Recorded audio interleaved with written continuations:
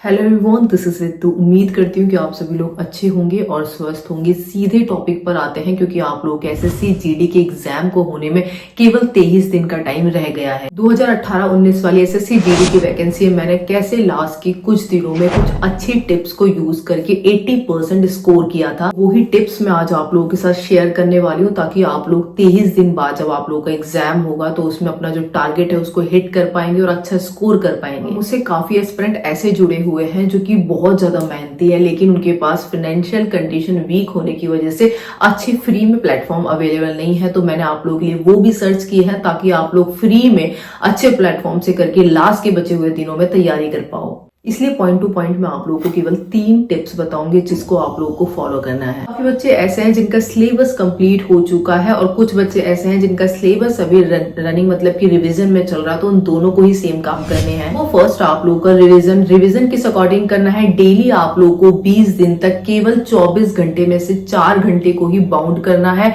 और वो किस अकॉर्डिंग करना है, हर सब्जेक्ट वाइज करना है। आप सभी लोग जानते हैं कि आप लोगों के 80 क्वेश्चन पूछे जाएंगे, मैथ्स के 20, रीजनिंग के 20 और हिंदी या इंग्लिश में से 20, साथ में आप लोगों की जीएस के 20 क्वेश्चन पूछे जाएंगे। मतलब कि इक्वल आप लोगों का पोर्शन रहने वाला है हर सब्जेक्ट का। देखिए, इन चारों ही सब्जेक्ट की फास्ट रिवीजन के लिए मैंने कुछ फ्री क्लासेस आप लोगों के लिए सेलेक्ट की है। अभी एसएससी अड्डा 24/7 ने अपना एसएससी जीडी के लिए कामयाबी बैच चला रखा है, ठीक है, जो कि बिल्कुल फ्री है। कल ही मैंने देखा है, कोई भी इनकी क्लासेस ले सकता है free of cost. YouTube channel पर, इनके जो ऑफिशियल यूट्यूब चैनल है एसएससी अड्डा 24/7, वहां पर अवेलेबल है। मैंने देखा था इन्होंने चारों सब्जेक्ट के फास्ट रिवीजन को काफी अच्छी तरीके से इन्होंने कवर कर रखा है। तो मेरे हिसाब से तो जिन्होंने पहले कभी ऑनलाइन बैच लिए भी हैं या नहीं भी लिए, फ्री का मौका आप लोगों को बिल्कुल भी नहीं चूकना है। सब लोग इसकी क्लासेस फास्ट रिवीजन है तो उसकी जरूर ले लें। 1-1 घंटे की चारों सब्जेक्ट की क्लासेस है जो कि शाम को 6 बजे से लेकर के रात के 10 बजे तक रहती है। मतलब कि टोटल 4 घंटे आप लोग को अपने फास्ट रिवीजन में एसएससी जीडी के लिए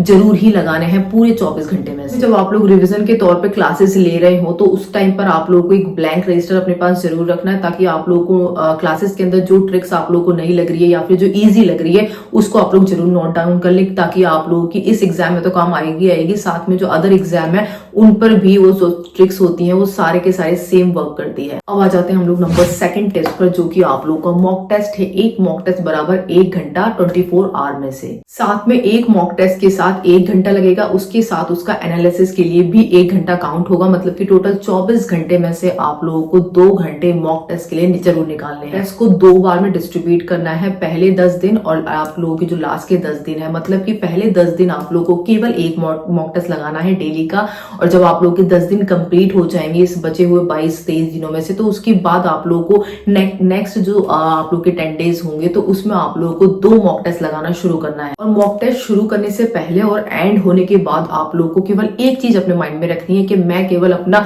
स्कोर इंप्रूव करने के लिए काम कर रहा हूँ, अपनी जो मैंने स्टडी करी है उसको इंप्रूव करने के लिए काम कर रहा हूँ, ना कि मेरा जो मार्क्स क्या आ रहे हैं उन पर काम कर रहा हूँ। मार्क्स आप लोगों का जो रिजल्ट है वो केवल आप लोगों का मेन दिन का जो एग्जाम होता है वही डिसाइड करेगा, मॉक टेस्ट डिसाइड कभी नहीं करता है। अब देखिए, मॉक टेस्ट का ही एक इंपॉर्टेंट पार्ट होता है उसका एनालिसिस किस अकॉर्डिंग करना है वो मैं आप लोगों को बता देती हूँ कि जो क्वेश्चन आप लोगों को आता है ठीक है, जो क्वेश्चन नहीं आता है तो उसको क्या करना है, आप लोगों को मॉक टेस्ट के एक्सप्लेनेशन में से देखना है। अगर आप लोगों को लगता है कि ये क्वेश्चन मैं ऑलरेडी पहले किसी न किसी मॉक टेस्ट में या फिर एग्जाम में देख चुका हूं तो बस उसका स्क्रीनशॉट आप लोगों को ले लेना है, फिर जब भी आपको टाइम मिले एक बार उसको रिवीजन कर लेना है, ठीक है।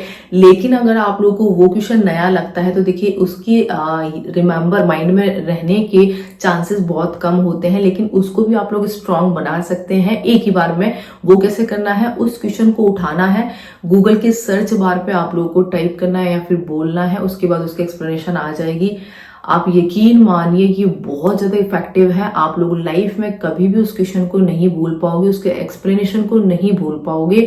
ये बहुत ज्यादा इफेक्टिव है रेदर देन आप लोग इसके डायरेक्टली मॉक टेस्ट से उस क्वेश्चन को देखेंगे तब। टोटल आप लोगों के 20 दिन तक आप लोगों को डेली 24 घंटे में से 7-8 घंटे ही निकालने हैं, वो भी मैक्स टू मैक्स आराम से, जिसमें आप लोग रिलैक्स होकर के अपनी तैयारी कर सकते हैं। और ये सिलेक्शन के लिए इनाफ है। देखिए, कई सारा इतना सारा पढ़ने से आपका सिलेक्शन नहीं होगा, लेकिन इफेक्टिव चीज आप लोग पढ़ोगे और जो चीज आप लोग की मेन एग्जाम में पूछी जानी है उस अकॉर्डिंग आप लोग सही तरीके से पढ़ोगे तो ही आप लोग का डेफिनेटली इसमें सिलेक्शन होगा। होगा कि इस एग्जाम में किस टॉपिक से, किस चैप्टर से आप लोगों के सबसे ज्यादा क्वेश्चन पूछे जाएंगे, तो वो भी मैं आपको स्क्रीन पर प्रोवाइड करवा रही हूँ, जिसका आप लोग स्क्रीनशॉट ले सकते हैं। सारे सब्जेक्ट के आप लोगों को दिखाई दे रहे होंगे। इसमें आप लोगों के मोस्ट इंपॉर्टेंट, वेरी इंपॉर्टेंट और लेस इंपॉर्टेंट करके लिखे हुए हैं। इन्हीं चैप्टर को जिसका भी जो चैप्टर वीक है तो वो केवल इन्हीं चैप्टर को टारगेट कर सकता है, जिसको जल्दी से जल्दी अपना सिलेबस भी कंप्लीट करना है बचे हुए दिनों में, और साथ ही साथ रिवीजन भी करना है, तो केवल वो इन्हीं टॉपिक को करके जा सकता है, जो कि मोस्ट इंपॉर्टेंट है। अब देखिए, थर्ड मोस्ट इंपॉर्टेंट पॉइंट मैं आप लोगों को बताने जा रही हूँ, जो कि मोटिवेशन है। मोटिवेशन आप लोगों के लिए इसलिए सबसे ज्यादा इंपॉर्टेंट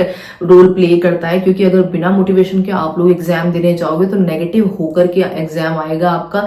इसीलिए आप लोगों को सबसे इंपॉर्टेंट बात तो ये है कि जो लाखों के फॉर्म अप्लाई हुए हैं उनको नहीं देखना है, क्योंकि वो केवल नंबर ऑफ फॉर्म्स हैं। आप लोगों के जो सिलेक्शन के लिए वर्दी तैयार है उनमें से वो लोग नहीं है। आप लोगों को मेहनत किस डायरेक्शन में करनी है वो सबसे ज्यादा इंपॉर्टेंट आप लोगों का रखता है किसी भी एग्जाम के लिए। आप लोगों को मेरी लाइफ का सबसे इंपॉर्टेंट और एकदम सच आप लोगों को बता रही हूँ कि जब मैंने आईआईटी के लिए प्रिपरेशन करी थी, उसके बाद जब मेरा आईआईटी में सिलेक्शन हो भी गया था, लेकिन मैं गवर्नमेंट फील्ड में आई थी। क्यों? क्योंकि मुझे ये था कि अगर मैं इस फील्ड में घुस रही हूँ तो मेरे को यहाँ से सिलेक्शन जरूर लेना है।